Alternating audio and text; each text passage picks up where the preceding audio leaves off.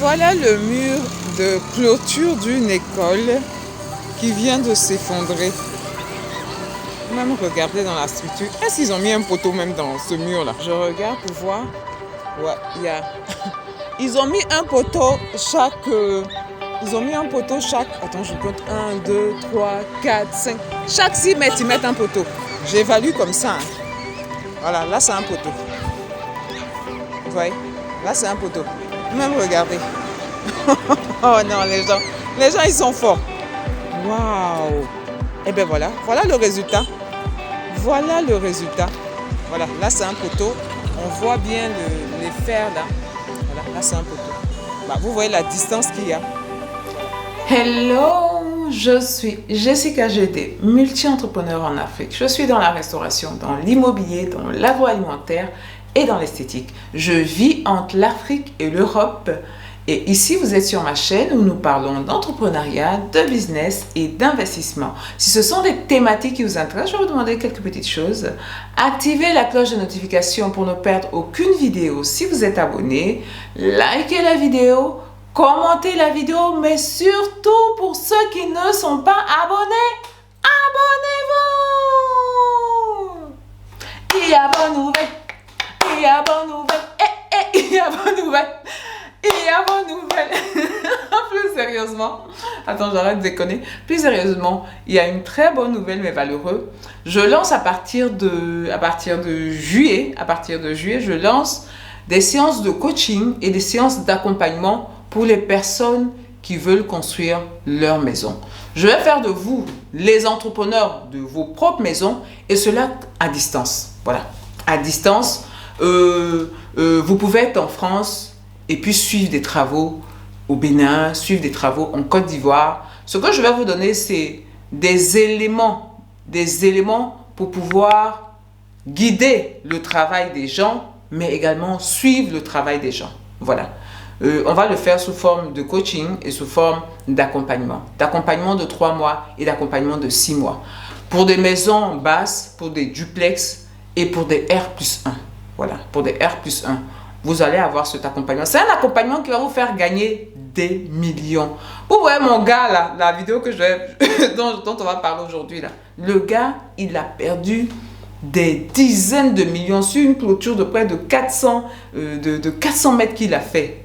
La clôture, elle va totalement s'effondrer. Il sera obligé de refaire une clôture.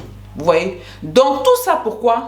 Parce que l'information, voilà. À cause de l'information, parce qu'il ne s'y connaît pas, il ne connaît pas. Donc les gens sont venus, ils ont fait ce qu'ils avaient à faire. Donc ce que je vais vous donner là, et puis moi je ne suis pas dans les termes techniques, non, tout ça, on n'a pas besoin de ça. On veut du concret. On veut du concret. Donc on va aller au concret, de sorte à pouvoir recruter des personnes. Combien de personnes vous devez recruter? Parce que c'est vous-même qui êtes l'entrepreneur de votre maison. Combien de personnes vous allez devoir recruter par rapport aux têtes, hein, pas des petits gens, par rapport aux têtes. Combien de personnes? Le coût du travail, je vais vous le donner parce que oui, messieurs, le travail de ces gens-là, ça a un coût. C'est parce que vous ne connaissez pas. C'est pour ça que les gens ils vous racontent n'importe quoi. Un coût juste. Et puis surtout, le plus important, quand vous y connaissez, et ça c'est dans tous les domaines, quand tu as une connaissance à minima, on te regarde différemment. Dans les prix Bandecon, là, c'est pas à toi qu'on va dire ça. Voilà, c'est prix Bandecon, c'est pas à toi qu'on va dire ça. Les gens ils vont te donner une maison, 20 millions pour faire la maison. Ah, quoi, la maison c'est 5 millions. Alors que la maison, c'est 7 millions. Maximum même 10 millions. Et eux, ils vont te dire ça, là, c'est 20 millions. 10 millions que tu peux... Ça dit, avec le coaching, là, avec l'accompagnement, là, 10 millions sur des duplex que tu peux prendre dans ta poche. Si tu es toi-même ton entrepreneur. Voilà, c'est ça que je vais vous donner. Vous allez me demander, mais toi, t'es qui et puis tu veux nous donner ça? Oui, c'est vrai que je parle de manière empirique parce que j'ai effectivement fait les constructions et de manière, voilà, je me suis formée sur le terrain.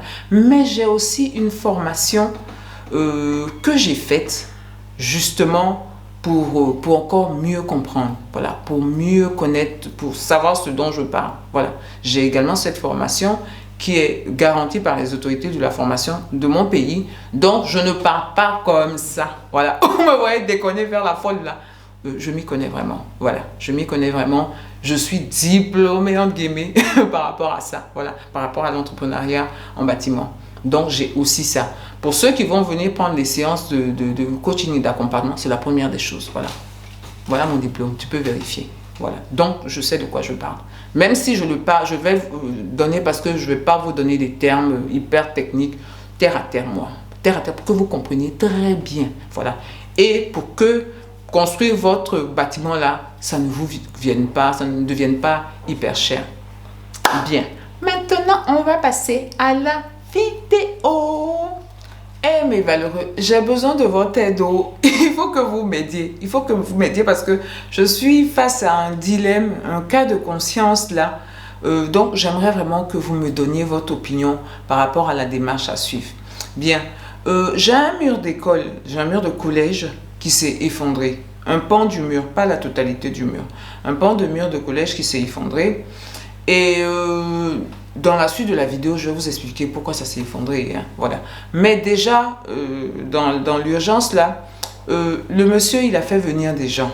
Voilà, il a fait venir des gens, des maçons, le propriétaire, je suppose. Il a fait venir des gens qui ne s'y connaissent pas. Voilà. Donc, ils sont en train de monter un mur qui va lui aussi s'effondrer. Voilà. Parce que ça ne respecte aucune norme. Voilà, ça ne respecte aucune norme. Il a pris des manawas là pour dire qu'ils n'ont qu'à reconstruire le mur. Voilà.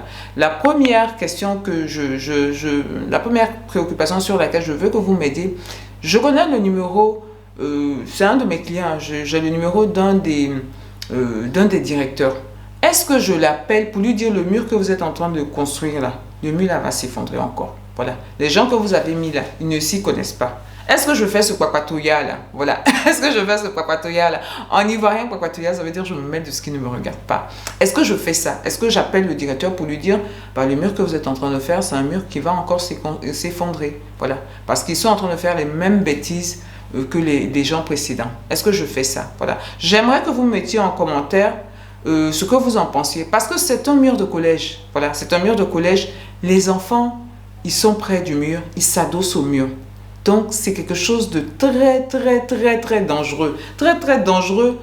C'est un mur qui peut s'effondrer sur les élèves, qui peut s'effondrer sur une partie des classes d'école parce qu'ils ne sont pas très loin du mur.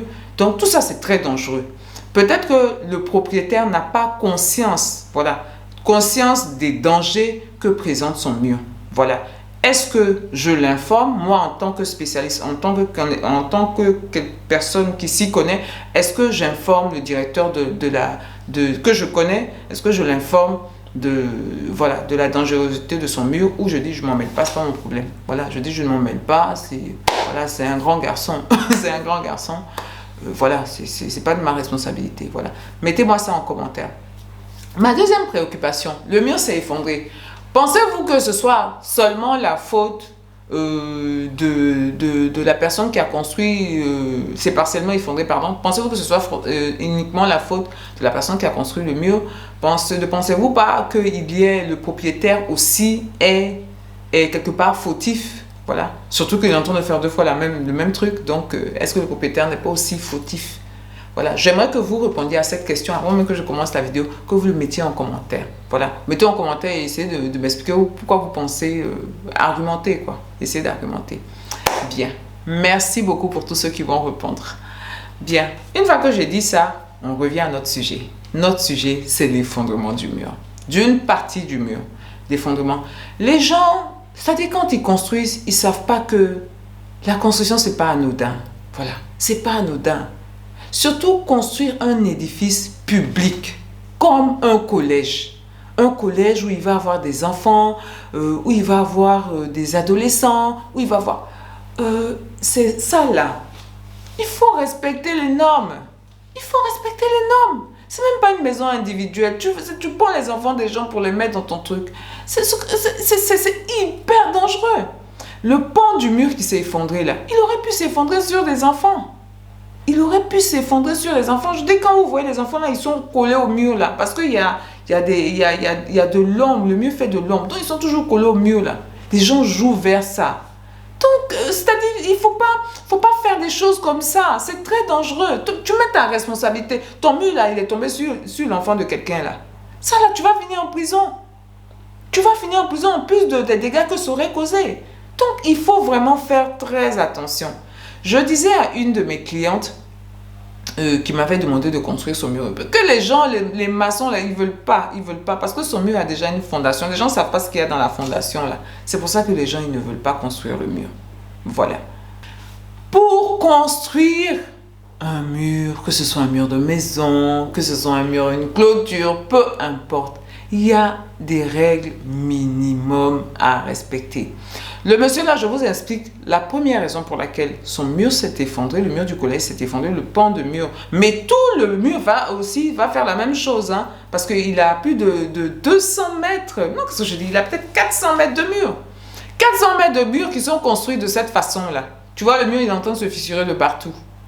400 mètres de murs pratiquement qui sont construits de cette façon-là. Non seulement la dangerosité, et puis il a mis des sous dedans, mais tout son mur là, ça vaut rien, ça va tomber. Voilà, tout son mur, ça va tomber. La première raison pour laquelle ce mur-là s'est effondré, la première raison, c'est qu'il n'a pas respecté la distance entre deux poteaux. Quand vous construisez un édifice, peu importe l'édifice que vous devez construire, entre deux poteaux, 3 mètres maximum. Ça ne doit pas dépasser ça. Ça ne doit pas dépasser ça. Le monsieur, ils ont mis en deux poteaux 6 mètres. 6 mètres en deux poteaux. Deux poteaux 6 mètres. Je dis, mais ça c'est quoi ça? Quand je me suis approchée pour regarder l'édifice, je dis, mais attends, c'est pas possible. Comment quelqu'un a pu construire un truc comme ça? En deux poteaux 6 mètres. En deux poteaux 6 mètres. Ça, c'est la première erreur que l'entrepreneur a fait. La deuxième erreur que l'entrepreneur a fait, je dis l'entrepreneur qui a fait ça, c'est un criminel. La personne qui a fait ça, c'est un criminel. Sinon, on ne peut pas comprendre. En fait, la personne il n'a même pas fait de béton de propreté. Dans cette vidéo, je vous ai expliqué pour les différentes étapes pour construire les maisons là, c'était quoi le béton de propreté. Même béton de propreté, même il n'a pas mis. Il a mis le mur, il a monté les agglos à même la terre. Il a monté les agglos à même la terre. Ça dit, il est venu, il a mis là, et puis, à nous aller. Il a fait monter. Il a fait monter. Ça, c'est la deuxième erreur qu'il a faite. Je dis, comment quelqu'un peut faire des trucs comme ça? En plus, on est dans une zone marécageuse, donc il y a plein d'humidité. Comment tu peux monter tes agglos à même la terre? Ça, même les pires maçons ne font pas ça. Lui, il a réalisé ça. La troisième mauvaise chose qu'il a fait, il n'a pas mis de chaînage bas. Dans cette vidéo-là, allez la regarder. Allez la regarder pour voir les différentes étapes pour construire. Allez la regarder. Vraiment, il faut aller la regarder. Il n'a pas mis de chaînage bas. Le chaînage, ça permet d'attraper. Ça permet d'attraper ce que tu vas faire. C'est la structure, ça permet d'attraper. Tu ne peux pas monter des agglos comme ça, c'est pas possible. Il faut quelque chose pour les attraper, pour les ceinturer. C'est pour ça qu'on met le chaînage. C'est pour ça qu'on met les poteaux. C'est pour ce que tu as fait là, s'attraper comme ça. Voilà son rôle. Toi, tu fais ton truc, comment ça ne va pas tomber? Toi aussi, toi aussi. Voilà. Ça, c'est un truc de malade. Ça dit lui-même, il n'y a pas un truc de malfaçon qu'il n'a pas réalisé. Malfaçon, là, c'est malconstruction. Il n'y a pas un qui n'a pas réalisé. Il a tout réalisé. La personne qui a fait ça, là, il a tout réalisé. Sur un des murs de près de 400 mètres.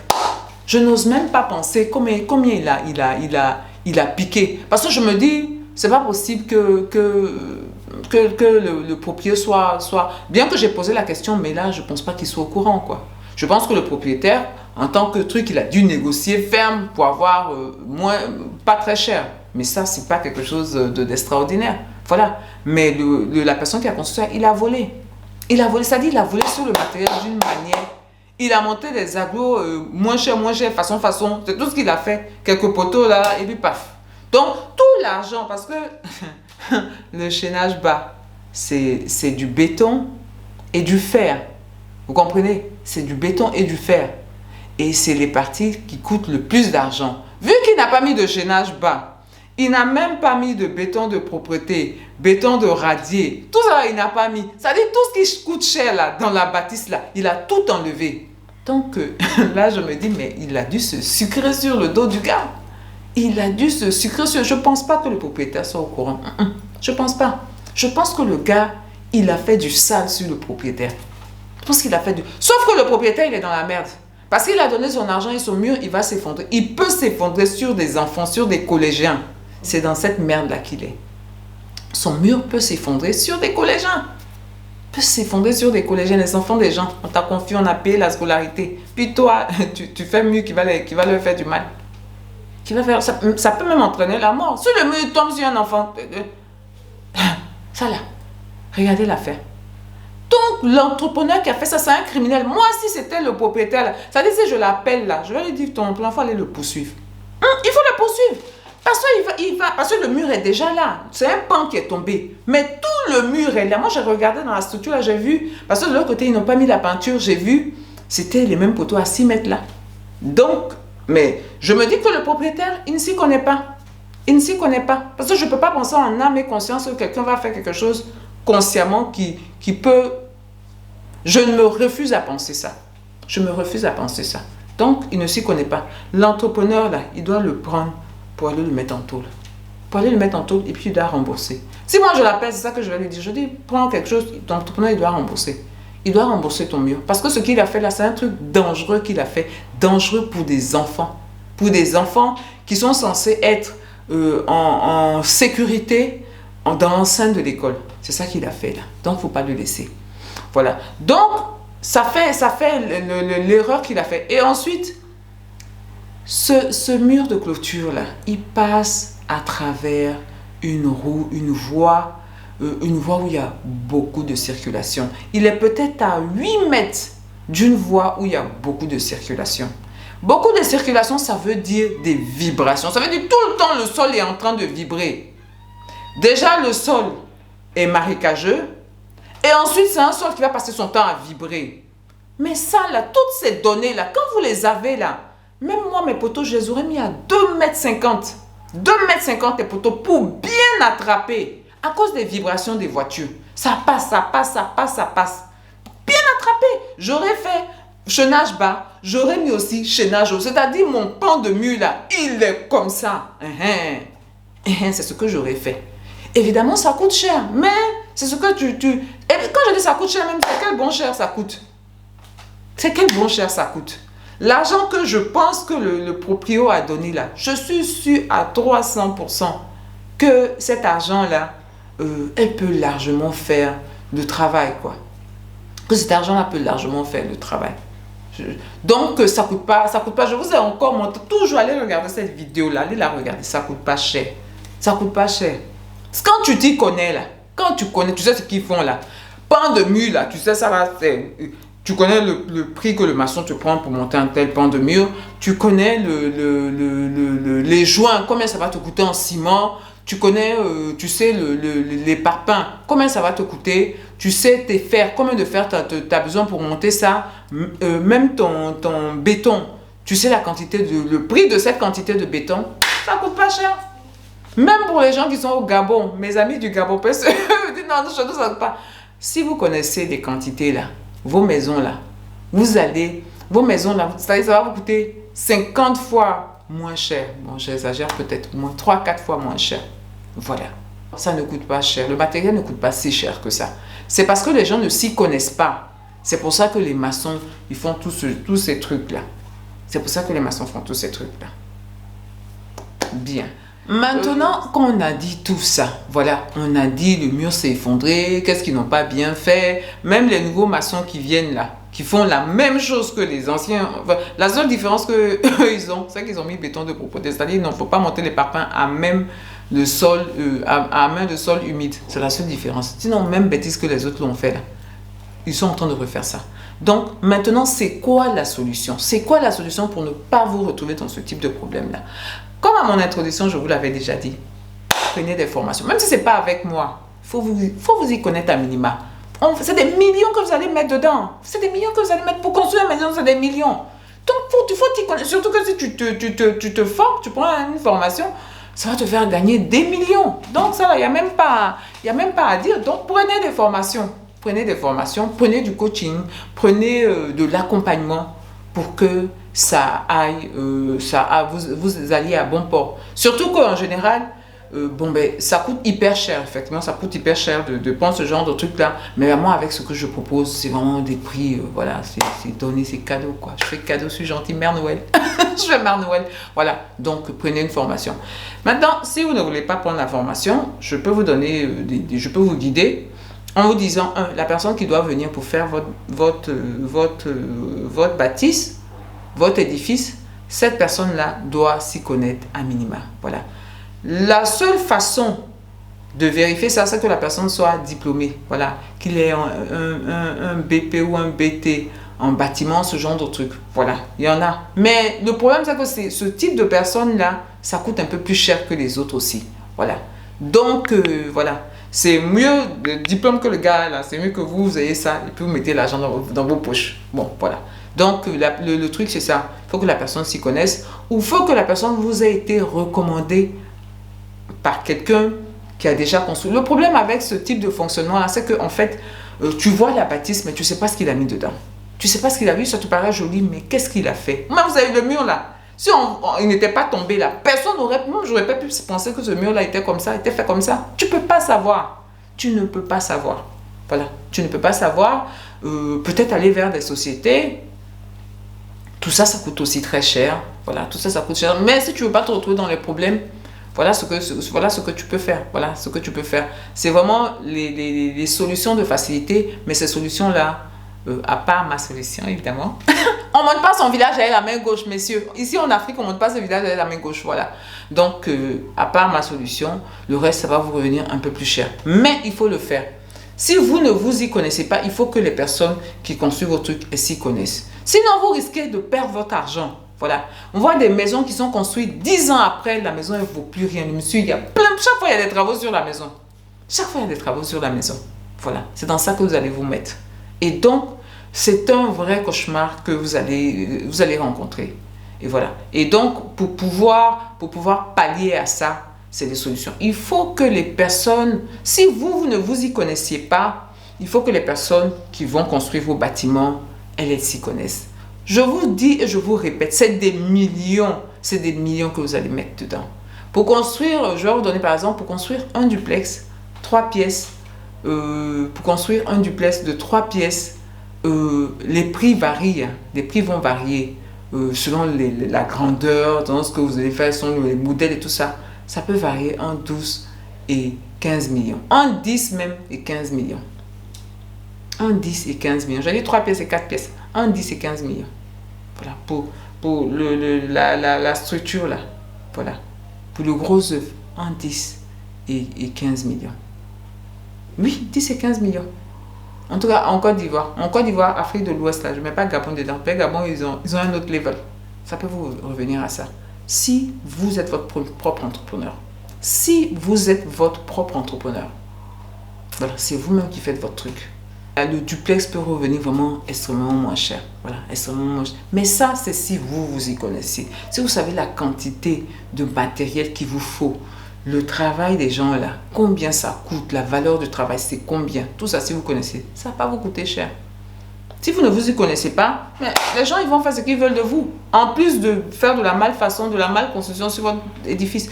Donc, voilà, c'est les choix que vous avez. Soit vous prenez des professionnels, vous vérifiez leurs références pour qu'ils vous construisent vos bâtiments, ou soit vous vous formez personnellement. Vous n'allez pas devenir ingénieur, vous n'allez pas, mais vous savez les différentes étapes, vous savez où il faut surveiller, c'est quoi les coûts, surtout en ce qui concerne l'argent, combien ça revient là, c'est surtout ça, nous on va insister parce qu'on veut construire des maisons pas très chères, mais bien construites, pas très chères et bien construites. Voilà, donc c'est les options que vous avez, c'est les options que vous avez. Bien, c'était ma vidéo du jour. Je suis très contente de me lancer dans cette aventure avec vous, mes valeureux. Voilà, avec vous, mes valeureux, pour tous ceux qui sont vraiment intéressés à faire des économies, mais des économies de la bonne manière dans la construction. Le coaching et l'accompagnement, c'est pour vous. Voilà, donc je vous attends. À partir de juillet, je vous attends. Et je vais vous dire, pour finir ma vidéo, portez-vous bien, prenez soin de vous et on avance ensemble.